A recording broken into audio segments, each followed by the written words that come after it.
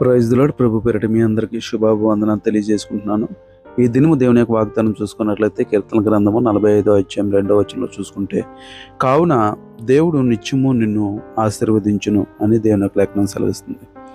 అయితే దేవుడు మనల్ని ఆశీర్వదించాలన్నా, దేవుని యొక్క కనుదృష్టిలో మనం పడాలన్నా, దేవునికి మనం ఇష్టుడిగా ఉండాలన్నా, మనం ఎలాగైతే మన కుమారులు మనకు చెప్పిన మాట వింటే, లేకపోతే మనకు నచ్చిన పని చేస్తే, మనం పిలవగానే వస్తే, ఎలాగైతే మనం వాళ్ళు అడిగిన వాటన్నిటిని మనం కాదనకుండా, మరి కష్టమైన నష్టమైన మనం ఇవ్వటానికి ఎలాగైతే ఇష్టపడుతూ ఉంటామో, దేవుడు కూడా తన పిల్లలకి అనేకమైన ఈవులు ఇవ్వాలని దేవుడు ఆశపడుతూ ఉంటాడు.